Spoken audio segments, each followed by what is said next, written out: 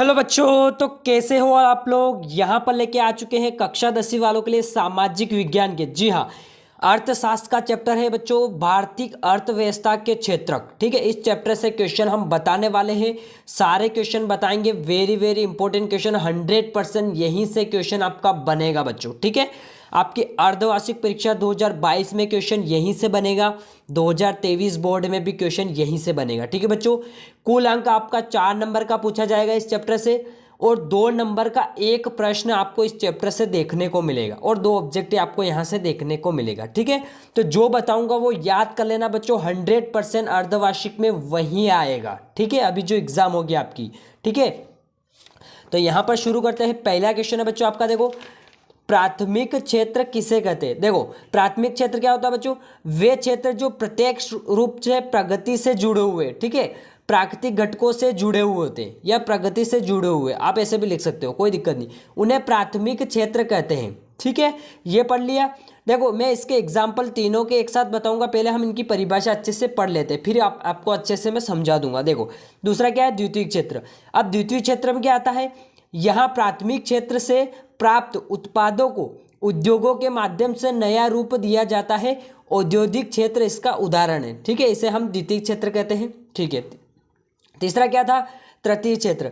इस क्षेत्र में सेवाएं आती है जो प्राथमिक और द्वितीय दोनों क्षेत्रों को सहयोग प्रदान करती है, जैसे बैंक, बीमा, परिवहन, संचार आदि। ठीक है, अब इनके उदाहरण से हम अच्छे से एकदम दिमाग में अच्छे से ठोक देंगे। ठीक है, देखो, यहाँ पर आता है आपका प्राथमिक क्षेत्र, द्वितीय क्षेत्र और तृतीय क्षेत्र। देखो बच्चों, प्राथमिक क्षेत्र आपको दिमाग में ये रखना है, प्राथमिक क्षेत्र आपका कृषि से रिलेटिव है। ठीक है, यानी कृषि में क्या क्या पैदा हो रहा है, गन्ना पैदा होता है, गेहूं पैदा होता है, जो भी पैदा होता है। ठीक है, मछली पालन हो गया, डेयरी उद्योग हो गया, ये सब प्राथमिक क्षेत्र में आते हैं। ठीक है, अब देखो, प्राथमिक क्षेत्र में जैसे आपका कृषि से आप गन्ने पैदा कर रहे हो, अब गन्ने से क्या बनता है बच्चों, शक्कर बनती है, चीनी बनती है, तो चीनी जो रहेगी वो उद्योग क्षेत्र में आएगी, यानी कि द्वितीय क्षेत्र में आ जाएगी। चीनी उद्योग का साधन है। ठीक है, आप इसे बेच के भी पैसा कमा सकते हो। ठीक है, ठीक है, तो चीनी आपकी कहाँ पे आ गई, द्वितीय क्षेत्र में आ गई। अब देखो, कृषि में आप कपास भी उगाते हो, तो कपास से क्या बनता है बच्चों, कपड़े बनते हैं। तो कपड़े क्या है, बेचने के साधन है, उद्योग हो गया, इसका उद्योग हम कर सकते हैं, तो ये द्वितीय क्षेत्र में आएगा, कपड़ा। ठीक है, और प्राथमिक क्षेत्र में लोहा आता है, तो लोहे से मशीनें बनाई जाती हैं, तो वो हो जाएगा द्वितीय क्षेत्र में आ जाएगा, मशीनें। ठीक है, इस प्रकार से आपको दिमाग थोड़ा लगाना है। ठीक है, और आपको इसके उदाहरण अच्छे से याद करना है। अब देखो, तृतीय क्षेत्र में क्या आएंगे, अब द्वितीय क्षेत्र में जो भी साधन हमने यहाँ पर तैयार किए हैं, जैसे मान लो चीनी तैयार की, अब चीनी को बेचने के लिए हमें परिवहन की भी जरूरत पड़ेगी। ठीक है, यानी कि इधर से उधर ले जाने के साधन की भी जरूरत पड़ेगी, तो वो जो साधन रहेगा वो तृतीय क्षेत्र में आएगा। और हमें संचार की भी जरूरत पड़ेगी, भाई हम किसी को फोन लगाएंगे, किसी भी सेठ को, कि भाई कितनी शक्कर चाहिए, कितनी शक्कर चाहिए, तो उसमें संचार का भी प्रयोग हो गया, तो ये संचार क्षेत्र तृतीय क्षेत्र में आ जाएगा। ठीक है, फिर इन सबको बेच के हमें अगर पैसा चाहिए, तो पैसे से रिलेटिव बैंक आ गया आपका। ठीक है, बीमा आ गया आपका, ये तृतीय क्षेत्र में आएगा। ठीक है, आपको अच्छे से पढ़ना है, एक बार समझ में नहीं आए तो 2 बार इसको देखना है, अच्छे से समझना है। ठीक है, सारे एक दूसरे से जुड़े हुए हैं, सिर्फ आपको समझना जरूरत है। ठीक है, नेक्स्ट क्वेश्चन देखते हैं। आई होप कि ये आपको समझ में आ गया हो, और जो भी डाउट हो मुझे बता देना। ठीक है, नेक्स्ट क्वेश्चन आता है, देखो, पब्लिक सेक्टर। नीचे क्वेश्चन आपका, 1 मिनट, ये रहा।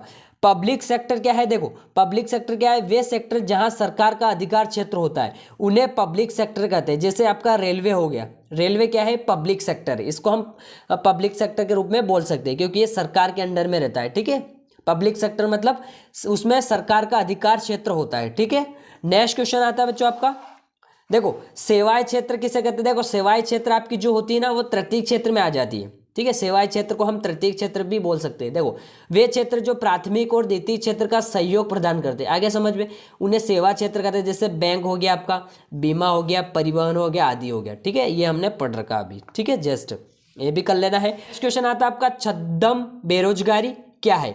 देखो, छद्म बेरोजगारी को हम छिपी हुई बेरोजगारी भी बोल सकते हैं, छिपी। ठीक है, और प्रच्छन्न बेरोजगारी भी बोल सकते हैं। ठीक है, प्रच्छन्न। ठीक है, देखो, इस प्रकार की बेरोजगारी में व्यक्ति को काम या रोजगार तो मिल जाता है, किंतु उसकी क्षमता के अनुरूप उसे काम नहीं मिलता है। इतना सा आपको याद करना है, 2 नंबर में पूछा जाएगा। फिर आता है मनरेगा क्या है, बहुत ही इंपॉर्टेंट है आपके लिए। देखो मनरेगा का अर्थ है महात्मा गांधी रोजगार गारंटी योजना। इस योजना के तहत ग्रामीण क्षेत्रों में लोगों को रोजगार दिया जाता है। इतना सा तो आपको याद करना पड़ेगा, ठीक है। 2 नंबर में आएगा, इसमें आप अपने मन से भी ऐड कर सकते हो, कोई दिक्कत नहीं, लेकिन स्टार्टिंग में आपको ऐसा लिखना पड़ेगा अच्छे से, ठीक है। नेक्स्ट क्वेश्चन देखते हैं हम, ठीक है। आपका डाउट क्लियर करने के लिए मैं क्वेश्चन बता देता हूं। देखो प्रच्छन्न बेरोजगारी, इसको हम छिपी हुई बेरोजगारी भी कहते हैं। जो पिछला क्वेश्चन हमने पढ़ा है छिपी हुई बेरोजगारी, इसको हम प्रच्छन्न बेरोजगारी कहते हैं, ठीक है। तो इसको क्या बोलेंगे, प्रच्छन्न बेरोजगारी या छदम बेरोजगारी, ठीक है। छदम भी हम बोलते हैं, या सरल शब्दों में छिपी हुई बेरोजगारी भी कहते हैं। ये तीनों आपको अच्छे से याद रखना है, छदम, प्रच्छन्न और छिपी हुई। ये तीनों एक क्वेश्चन है, एक ही क्वेश्चन है, तीनों में से कोई भी आ जाए तो आपको यही आंसर लिखना है, ठीक है। इसमें व्यक्ति काम तो कर रहा है किंतु उसकी क्षमता का पूरे उपयोग नहीं हो पाता इसमें, ठीक है। अब नेक्स्ट क्वेश्चन देखते हैं। देखो ये अच्छे से पढ़ लेना है, खुली बेरोजगारी और प्रच्छन्न बेरोजगारी में अंतर। देखो प्रच्छन्न बेरोजगारी तो हमने पढ़ लिया था, अब खुली बेरोजगारी क्या है। देखो इस प्रकार की स्थिति में देश में रोजगार प्राप्त करने के इच्छुक और योग्य व्यक्ति जो बहुत होते हैं, किंतु देश में रोजगार के उतने साधन और अवसर नहीं होते हैं, इसलिए सभी को रोजगार नहीं मिलता है। इसे खुली बेरोजगारी हम बोल सकते हैं। और प्रच्छन्न बेरोजगारी हमने ऊपर पढ़ा है, उसकी परिभाषा तो आपको पढ़ लेना है। इसमें व्यक्ति काम करता तो दिखाई देता है किंतु वास्तव में छुपा हुआ बेरोजगार होता है, ठीक है। आपको इन दोनों की परिभाषा अच्छे से याद कर लेनी। अभी जो क्वेश्चन बताए बस इतने से आपको याद करने हैं। अर्धवार्षिक में यहीं से क्वेश्चन बनेगा, फिर से बोल रहा हूँ मैं, ठीक है। और बाकी बोर्ड के लिए मैं उसमें क्वेश्चन में ऐड कर दूंगा बाद में। अभी आपके पास टाइम कम है तो आप अर्धवार्षिक के लिए इन क्वेश्चन को जरूर पढ़ लेना, ठीक है। मिलते हैं नेक्स्ट चैप्टर के साथ, अभी के लिए इतना ही। थैंक यू बच्चों।